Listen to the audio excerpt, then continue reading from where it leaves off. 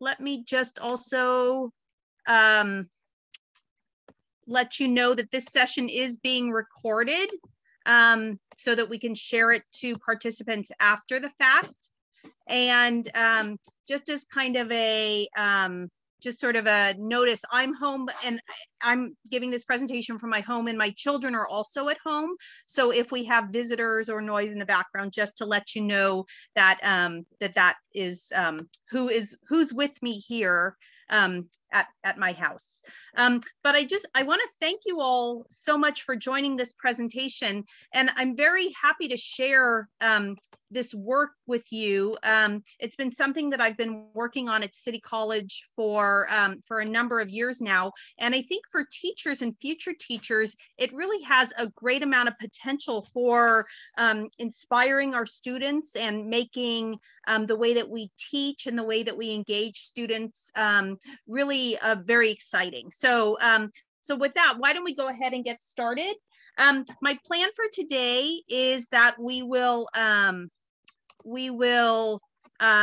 talk maybe for about 45 minutes, and then there will be time at the end for questions. So because I'm running the show on my own, if there's something in the chat you'd like me to address, you can just unmute yourself and ask me to address it on the spot, or we can do questions at the end. Okay, so pretty informal, and I'd love to answer any questions that you have as we go along. So, so this is me, and I am faculty at City College of San Francisco. I teach in the Department of Computer Networking and Information Technology, where I teach classes in web development and other IT topics, including the Internet of Things, which I'll share a little more with you later.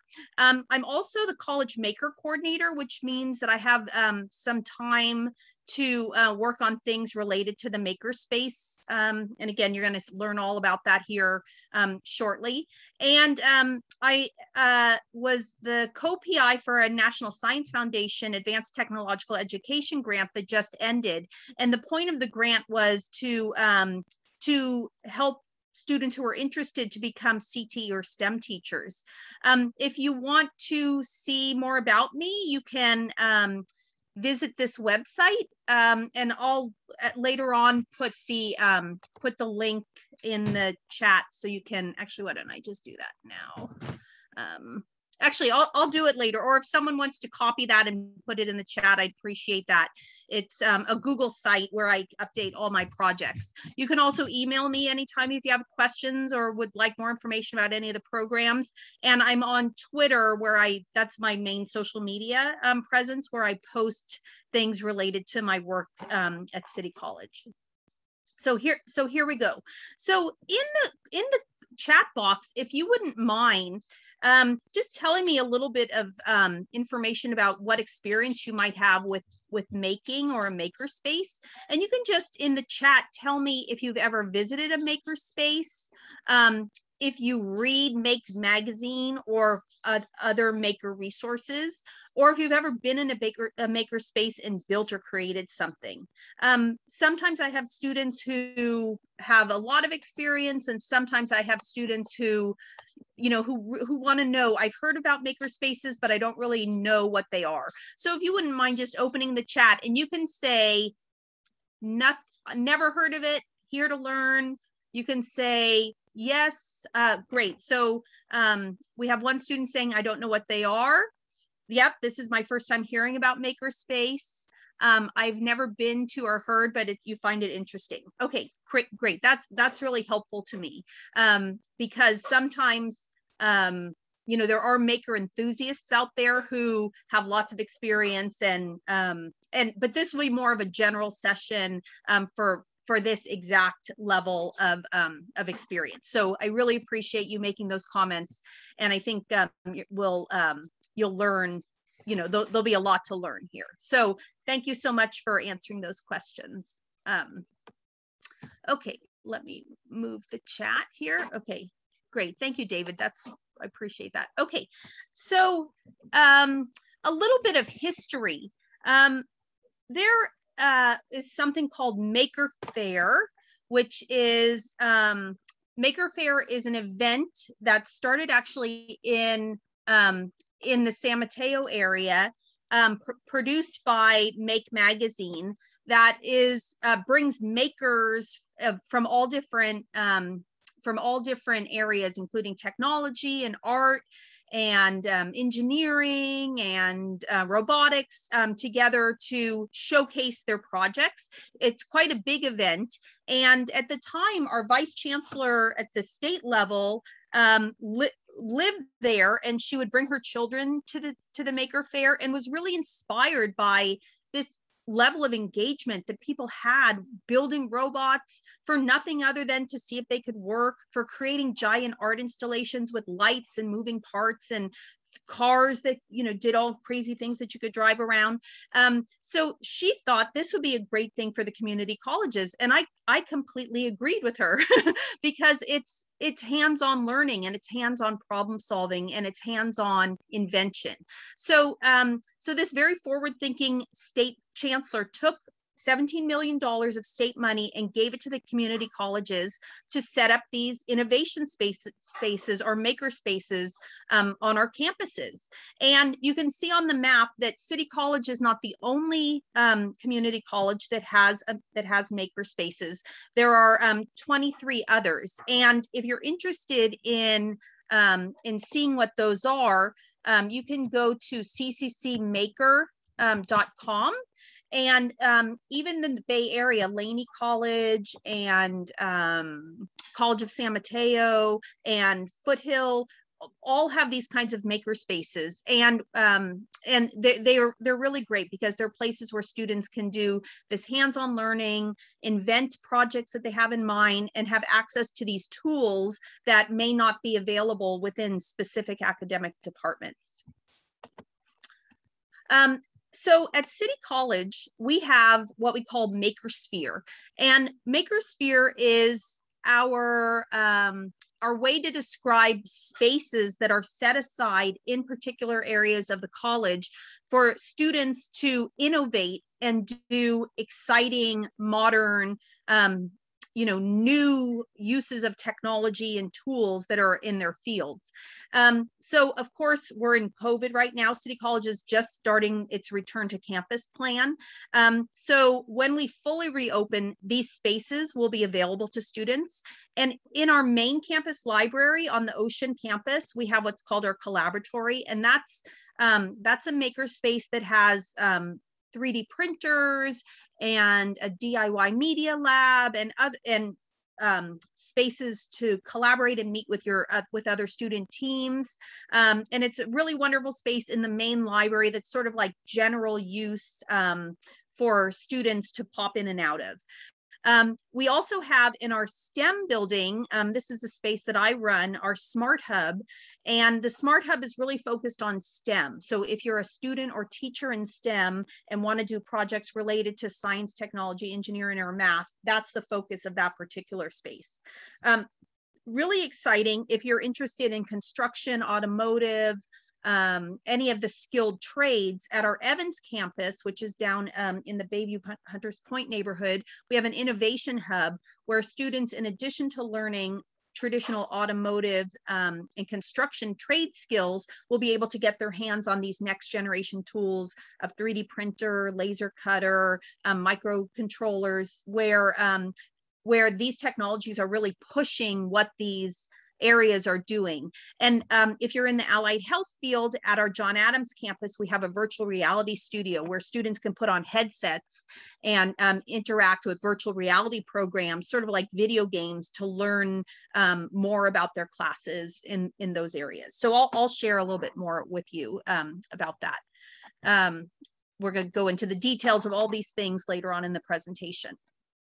So just a quick acknowledgement of where the money comes from for these projects. The National Science Foundation does give grants to colleges to build programs that help students prepare for different careers, particularly in technical careers. So so this is this is one that I worked with Kathy White. Kathy White was faculty in child development for a very long time. And what we did is we brought together maker and teacher prep to think of how we could use the maker space to give skills to students who wanted to become teachers, or students who are currently teachers, so that they could learn how to teach in a space, in the maker space, use the tools, create curriculum, and do all kinds of exciting hands-on things in a space that was set up for that, rather than a traditional classroom that just had desks and a whiteboard and more sort of a passive learning environment.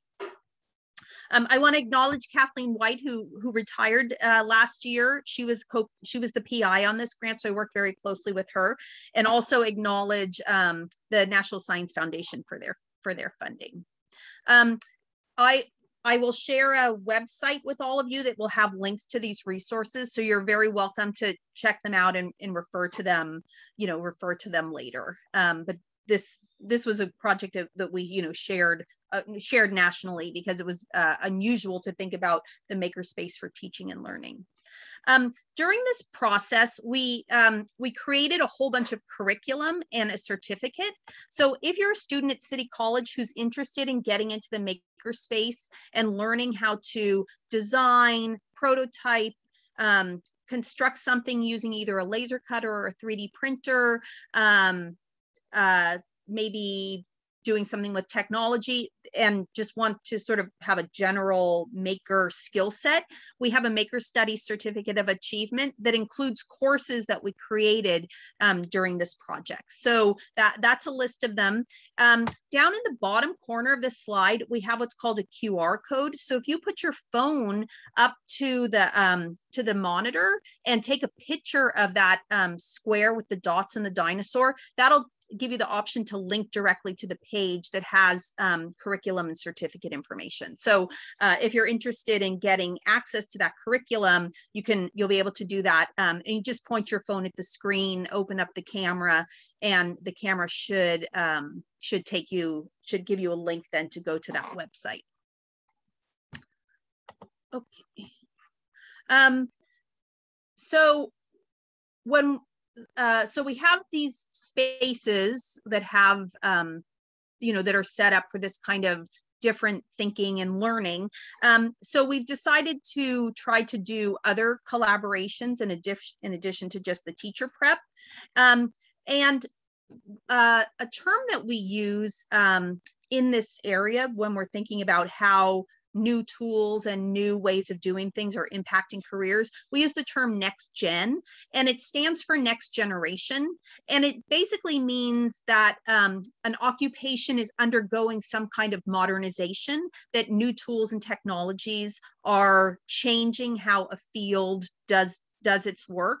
And it's not like a single technology. It's not like saying this is about the cloud or this is about video. It really is like just sort of enough things have happened to an industry that are forcing a change, and we need to think about how we're preparing students and teachers to for those changes. And next generation, kind of in general, you might hear the term applied when a software or hardware gets a major upgrade. So we can think of next gen as like a major upgrade to an occupation. And one kind of cool one that I worked on this past year was the changes that are happening in the automotive space. So when we think of like car mechanics, we might think of wrenches and oil and these spaces that are very like sort of traditional, auto wrench, workers who might use a wrench and oil, kind of messy. But the reality is that cars now have, the reality is that cars are, are computer networks. So when you turn or the key or press the button to start your car, 2 billion lines of code start to run. It really, you can start thinking of it thinking of it as like a computer network. So the infotainment system, the mirrors, the seats, the reverse camera, all these things are connected to this computer network that's inside your vehicle. So students who want to go on to become automotive mechanics really need, in addition to the traditional automotive skills, they also need some computer skills. They need to be able to plug a laptop into the car because they might need to reflash or upgrade the software that runs on the car. They might need to understand some security issues. Because a car is a computer system, it can be hacked. Hackers can take over turn signals and windshield wipers and all different things. Automotive like a garage now might need a firewall or a Wi-Fi network. So it's really interesting how these, hi Kathy, welcome. I'll give you a couple minutes to say hello in a little bit. Okay, great, thank you. So this is what we mean by next gen, how these changes to a field and changes to the tools and technologies are impacting the occupations. What about allied health? So in allied health, where we have nurses and EMT and paramedics, there's all sorts of things that they have to be prepared for in this very important field where they have people's lives or serious situations that they're trying to handle. And what we were finding is that in the allied health field, that this virtual reality opportunity was really important, because things like critical situations for patients, fires, chemical spills, all these different things that would be very hard to duplicate in the classroom, we had opportunities to prepare our students for it using virtual reality.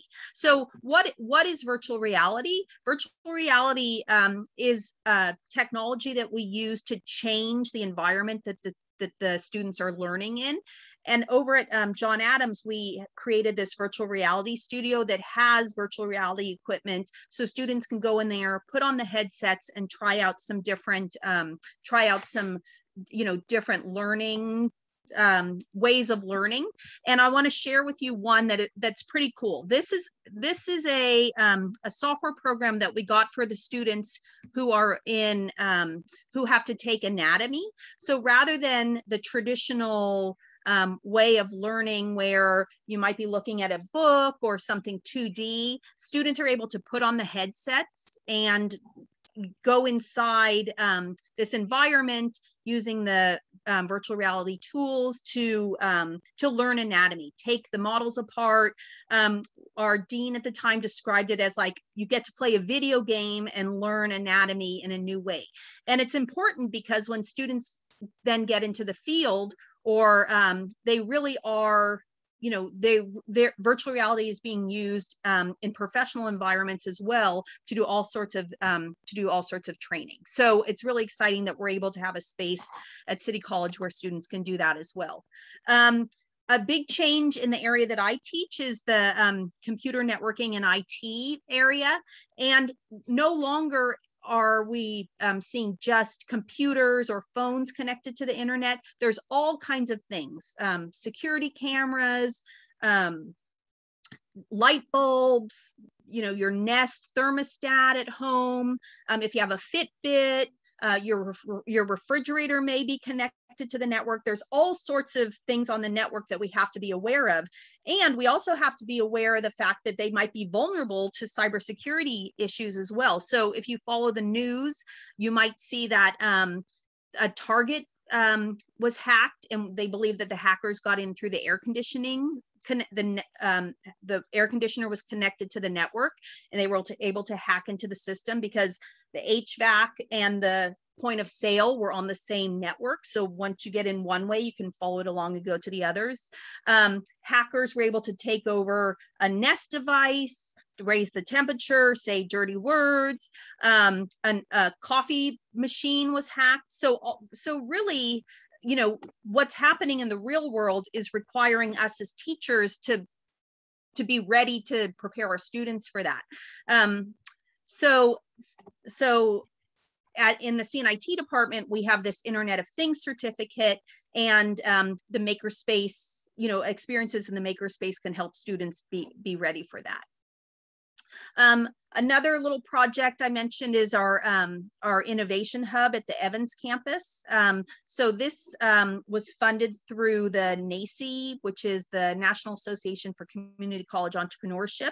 And students there are able to take advantage of this resource if you work in skilled trades, construction, automotive, and you might have an idea for your own business or a product that you might be interested in developing for that area, this space is meant to support you. And that's in the Bayview Hunters Point area.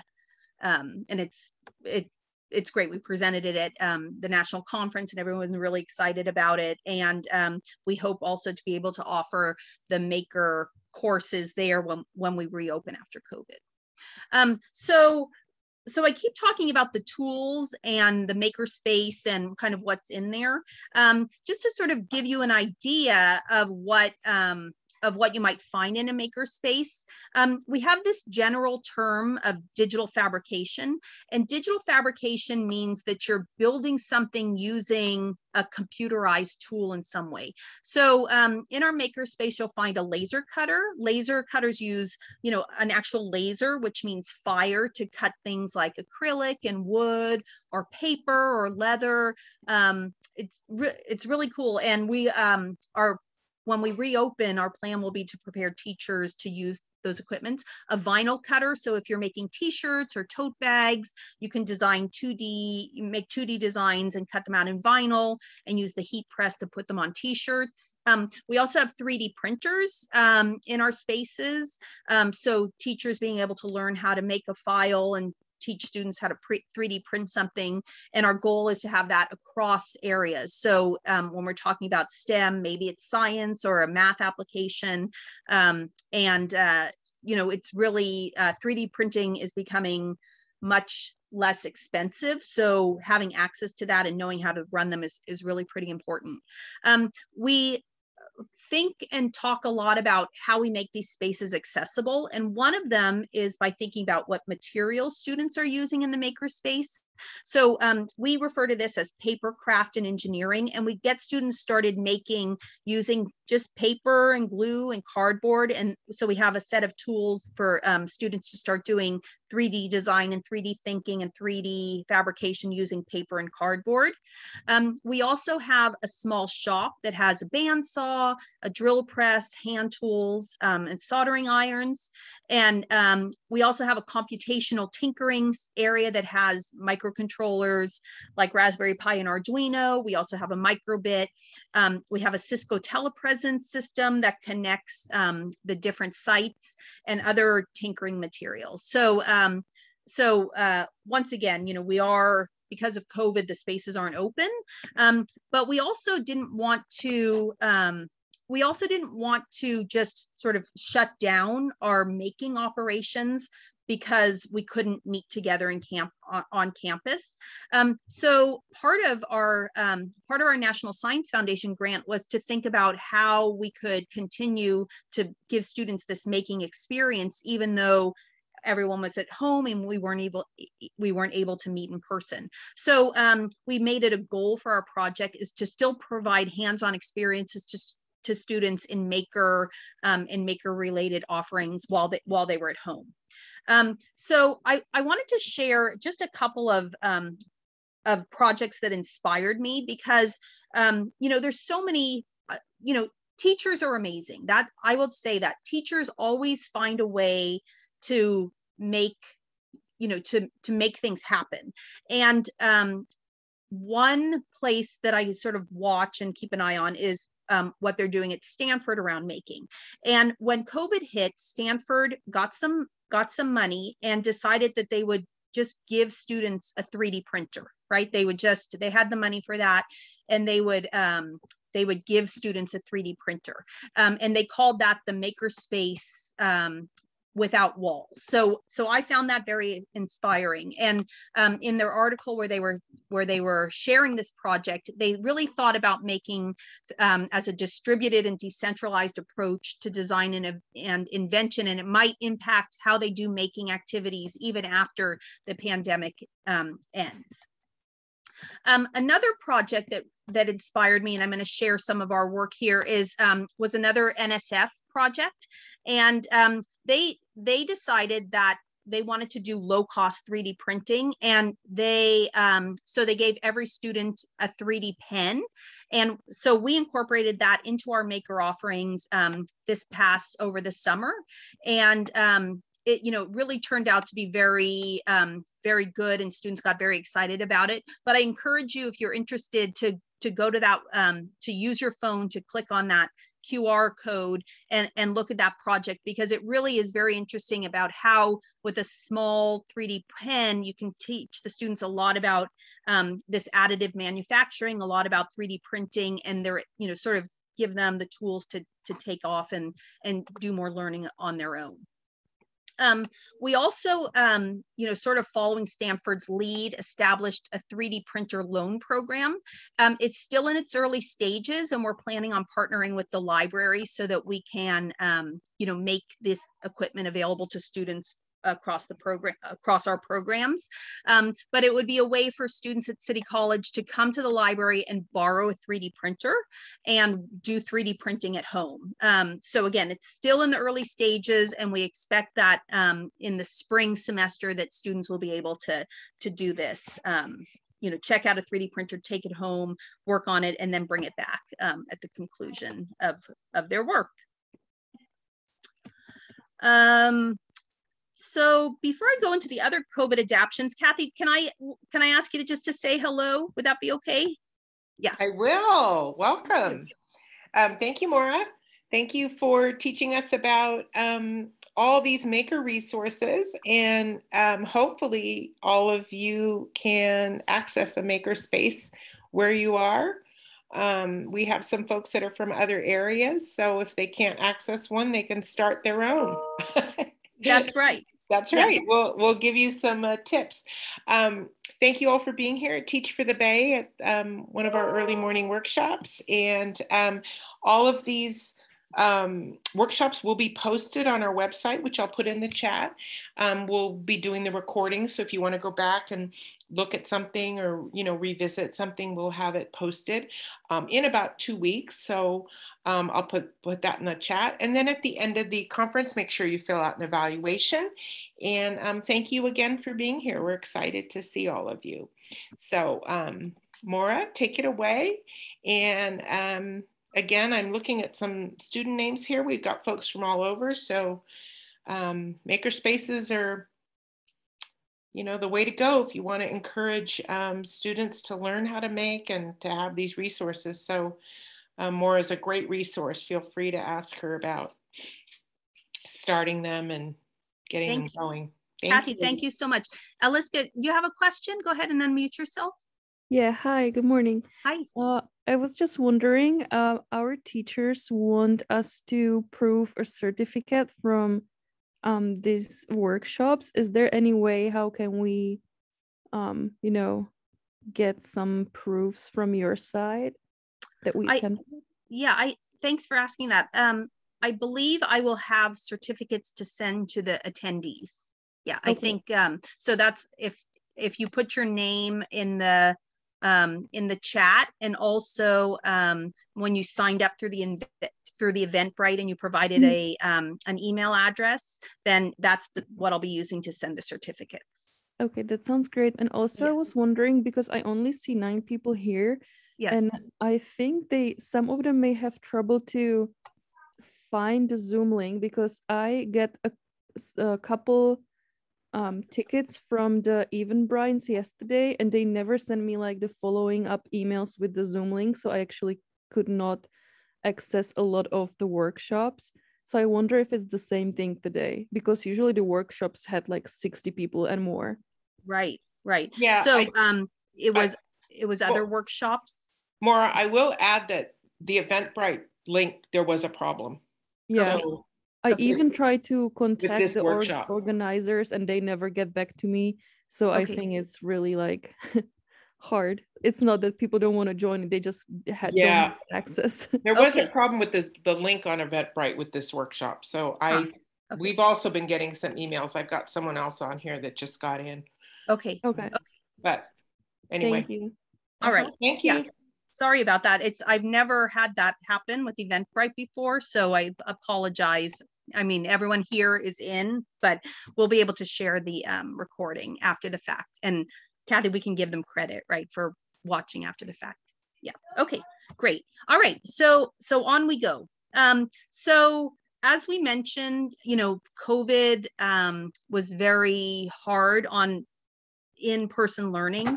You know, both everywhere, not just at the community colleges. But, you know, it was important to us that we take this opportunity to learn, you know, how can we help students still learn at home and still accomplish their goals while, you know, while we couldn't be together. So, so what we ended up doing was mailing every student in our Maker offerings a kit of tools to use at home and that they would get to keep. So part of a wonderful thing about having grant money is that, you know, you can do these kinds of innovative things. But I will also add that, you know, it was not so expensive that we could not accomplish it if we wanted to try to do it later on, or if we wanted to share some of the costs with the students because of this. You know, even looking at Stanford, like being able to give everyone a 3D printer, the cost of these tools is coming down. And it really, as with each year that passes, these tools become so much more accessible. So we ended up sending the students projects for these for three different making projects. So that was kind of the first piece, is that we wanted to get the materials and the tools into the students' hands.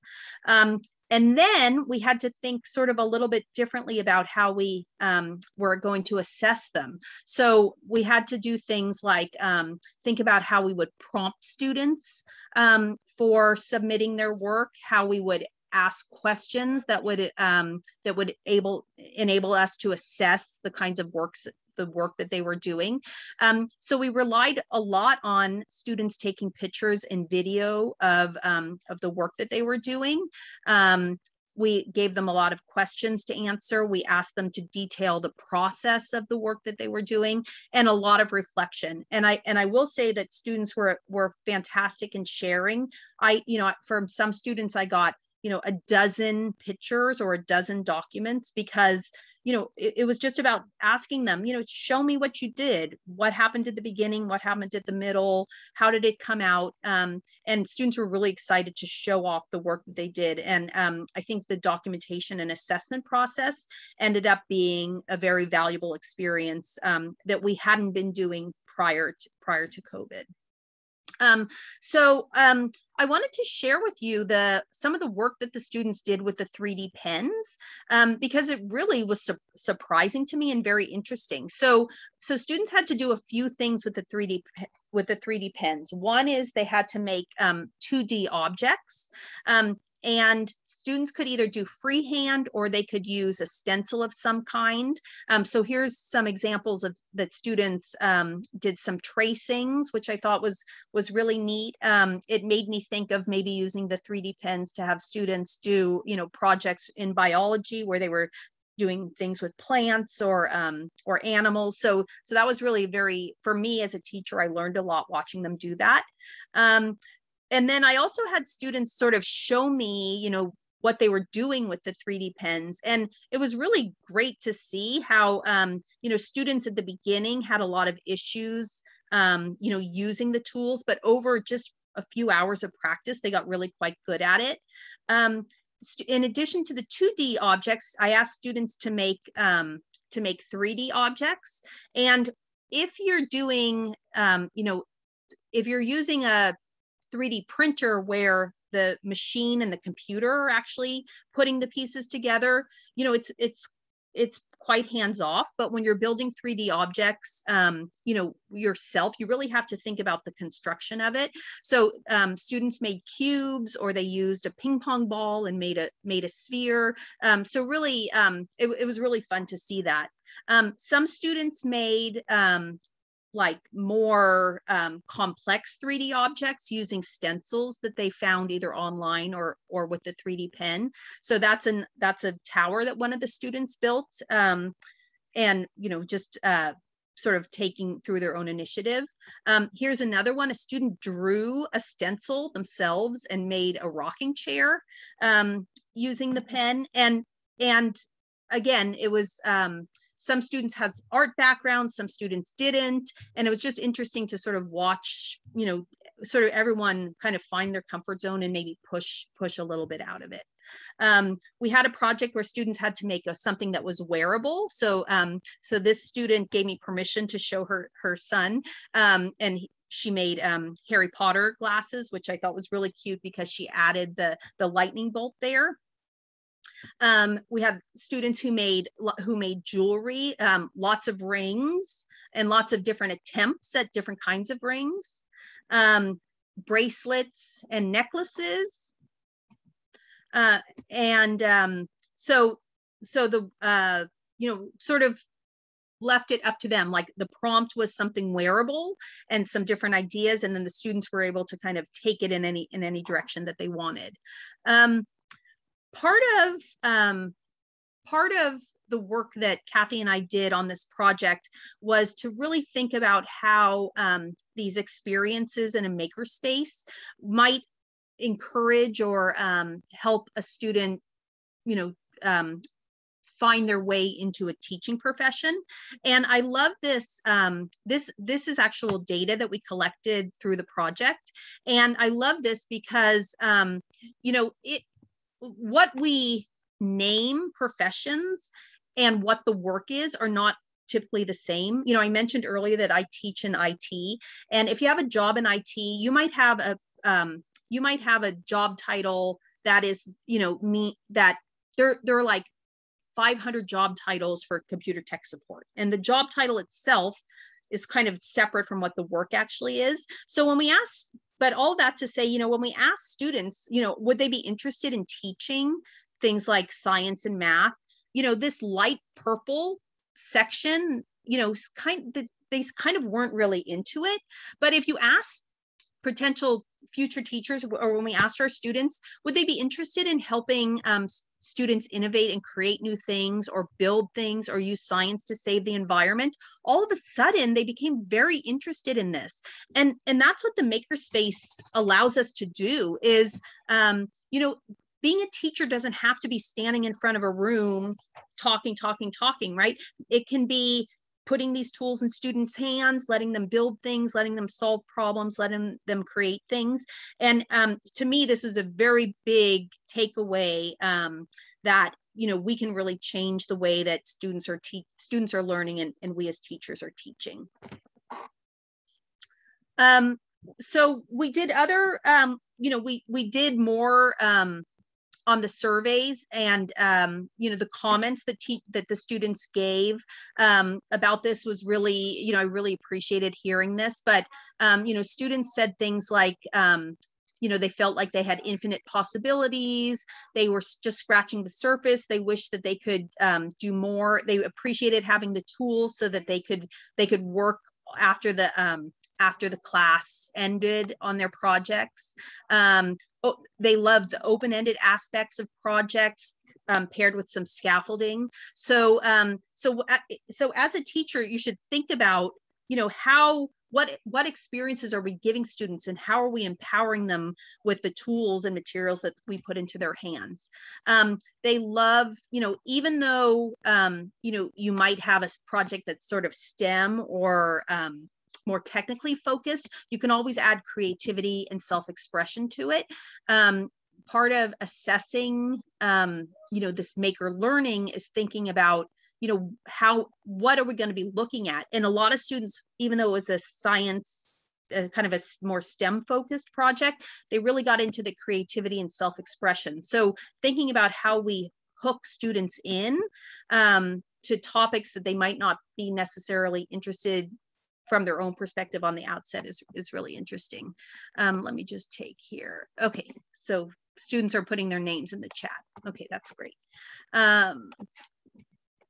You know, loving the 3D pen, started out struggling, keep working at it. Like, these are all great qualities that we want in our students. And it was really interesting for me as the teacher to sort of see them stepping through all these different steps and being able to be successful in the outcome. So as I said, we would do about 45 minutes of talking, and then we'd have some time for questions. So I wanted to open it up if you have any questions that you'd like to ask, and you know, we can, anything related to setting up a maker space, or doing making in your teaching, or our teacher prep pathway. Any questions that you might have, I'd love to answer them now for you. Can you send us the PowerPoint? Yes, I can. So the question was about, yes, go ahead. Nothing, yes. It's just to say, save it on with me, and to keep it as a reference for later on. Absolutely. So I will send a link to the website that I keep for this, and it will have the PowerPoint slides. It will have the curriculum. It will have links to other resources. It will have all of that good information. And I'll email that to everyone so that you have it. Bye. And before you go, I just want to grab the link to the survey that I'm going to drop into the for everyone to be able to respond to the survey. For the Teach for the Bay people are it's very helpful to us when we're organizing these sessions to have your feedback. So let me just do that before. Maura, we have a question from Teresa about if we want to start a makerspace. Yes. You know, we have folks from other areas here. So what would be some suggestions? Because a lot of them are, you know, located in schools or libraries. So yes, what would your suggestion be to start?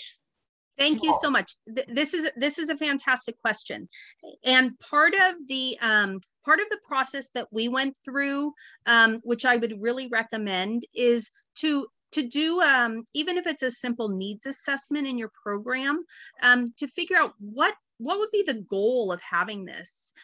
Is it to you know, to have students be more engaged in their learning, to have you know, you'd want to sort of look internally and say, what is something we could solve by setting up a space like this?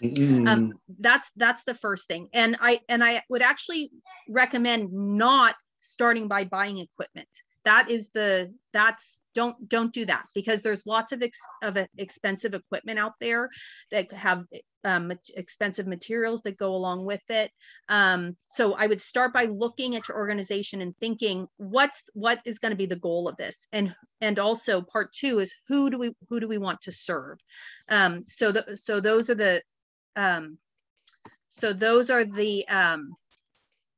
are two very important things. Who do we want to serve, and what's the purpose of this? And then you have to start looking for things like, where would I put this space, right? What could we support? Like, as a school, what could we support? And I would recommend starting, you know, we started big because of the fund money that came from the state, but I would recommend starting small, and then you know, having some kind of plan where maybe you want to get funding for a bigger piece of equipment, you know, so sort of starting with looking at what it is you'd like to accomplish, who you want to serve, and then I think then after that would be who would you need to be invested in it to sort of make it happen. And then buying equipment is at the very end. That's at a later stage. And then Yeah, Maura, great. That's a great question. Eliska has her hand up, but before we go into that, maybe you can put in the chat some resources for either how to fund a makerspace, or like a resource for some of the groups you belong to that could give someone information on funding, because it belongs to many groups of makers all over the country, and they may have great resources around how they got funding for equipment and for startup. Yep. And Kathy, I have a site that I'll share with everybody. Okay. One good one that I can really recommend is Nation of Makers. They have a conference every year, NomCon, which is their Nation of Makers conference. That's a really good one. But frankly, for STEM and STEAM funding, there is kind of a lot out there. So I'll make sure that my list is up to date, Kathy, and I'll share that out with everyone after the fact. Yeah, great. Thank you for asking that. Okay. And then Eliska had a question. Yeah, no, I just wanted to make a comment. I really like that sculpture behind Kathleen. I'm sorry if I'm saying your name right, but it looked like a vase. It's behind you on the top of the cabinet. It reminds me of, I did the math project yesterday. I don't know if you're familiar with the name John Ed Marks, The Never Ending Bloom.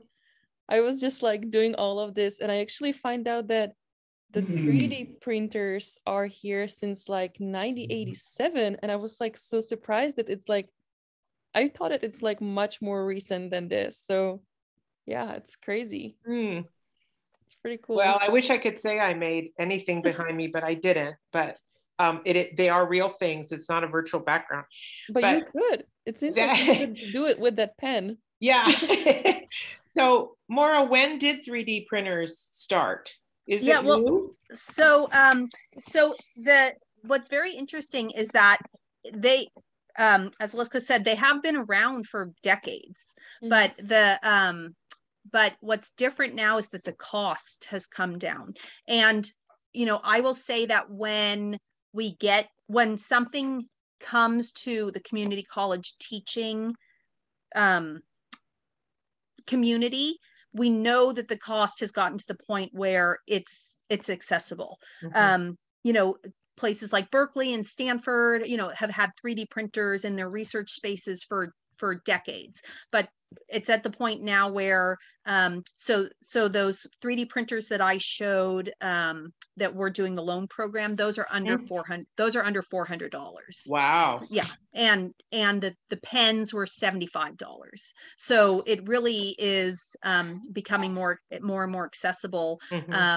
And the bigger kind of cost is supporting it and having someone in the school who's responsible for it, and the filament that you need to actually do the printing. So there's other costs that are associated with it. But, you know, at the point where this community is talking about using these things in the classroom, we know that we've reached a point where the technology is good and the cost is also good.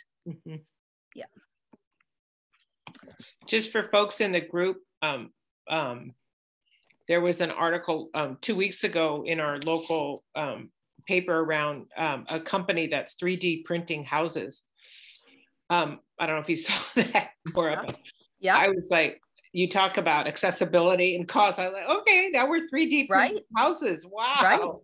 Right. So, yeah. Thanks for mentioning that. UCSF, which is you know, in San Francisco, does 3D printing in their dental school, and they're 3D printing teeth, you know, implants. There's a lot of like biology related 3D printing of with biological materials. There's a lot happening in that space. I read about a food pop-up where all the food was 3D printed. So, you know, it's just that technology of something that extrudes from something that moves around in a computer file that tells it what to do. But yeah, the houses, that's really, talk about what that could do for the world housing situation, was where we had, you know, a machine building the house. And then I was at a conference years ago where they had a 3D printed car, where the outside of the car had been 3D printed. So and in really the San Francisco, our students need. And in the San Francisco Bay Area, there's so many companies that are, all the transportation companies, all the design companies, all the manufacturing companies. It's all part of that, what's happening in those spaces. So teachers need it. Teachers need to know how to do it. David, did you have a question? Yes, I got the evaluation, but not the slides. Or am I supposed to have the slides or keep them? No, for getting credit for your class, you don't need the slides. You just need to. At least I already did the evaluation. So am I good to go now? I think so. Yes. Bye. Bye. Bye, David. Bye, David. Great. Okay. Any other questions? We kind of focused on 3D printing because that was a project I had done over the summer, and the students really liked it. But you can take this kind of hands-on learning in so many different directions. Another resource, and again, I'll share this page with you. It's just there's so many. Is the Exploratorium in San Francisco has the Tinkering Studio, and the Tinkering Studio. A lot of the teaching and learning, the research has come out of that group. They do hands-on learning. They do hands-on workshops for teachers. You can visit this tinkering space, all this sort of COVID dependent, but a really great resource and a great website that has lots of additional resources. But I'll make sure that everyone gets a link to the resources page when we're done.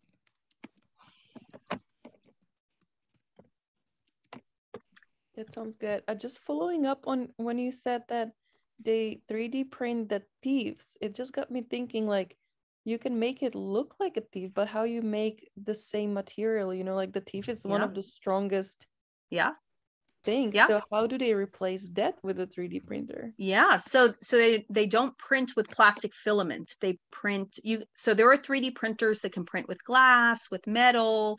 And then in the dental lab, they can print with the material that they would probably normally have poured into a mold to make the teeth. And now they can print with that material. So it's figuring, what they, on the technology side, is they have to figure out how to get it smooth. And they probably have some like buffing that they do afterwards. It's probably a part of a process. But so many materials can be 3D printed, not just plastic. I see. Wow, it's crazy, this technology coming just, maybe 100 years from now, we're going to 3D print the humans. Oh my goodness. Set it up in computer, make it perfect, and press enter and you're good to go. Yeah. That's a good point, Elise. I mean, right. It's not 100 years. I mean, we have to think 10 years what we're going to be doing. And our students are, it's so important that teachers just know this technology, because our students are going to have jobs using this technology in makerspaces. Yeah. The jobs are there already. The jobs are there. And if you live in the Bay Area and you see the cars driving around with the cameras on the roof, or the autonomous vehicles, right? You can't buy a camera like that, right? You can't order it. Can't order cameras or that technology. So the companies are creating it. Right? The companies are inventing that technology and then using these tools to build the cameras and build the sensors and build everything. So, if we want, I born and raised in San Francisco, Kathy born and raised in San Francisco, we want the students of City College and the students of San Francisco Unified and all the local students to have access to these jobs. And it's not that difficult. It's not impossible to learn. It's just what's the access and what's the opportunity for that. And that's what I love about Makerspace, is getting this special next gen equipment into the hands of students and really have it be impactful for them. Yeah. And teachers are so critical in that process. Teachers are teaching is the profession that all other professions depend on, right? Someone has to teach. Yeah. And we open the doors to some really good paying jobs in the Bay Area too. So it's not just that, we have to teach our students. so they can have the skills. So exactly. Well, good conversations, everybody. Yeah. Thank you. And Kathy, thank you for joining. Thank you. Yeah. Thank you, everyone. And so, yeah, so please do your survey. Please attend the other sessions and look for an email from me. And if you don't get it and you want to contact me, I'm going to put my email address in here, so you can always reach out to me and keep in touch, because we're planning on continuing with our makerspace offerings. And as soon as we're able to open up again, we want to welcome you all to our spaces and look forward to meeting you in person. Yeah. Thank you. Thank you, everybody. Bye, Maura. Bye-bye. Thank you so much. Bye, everybody.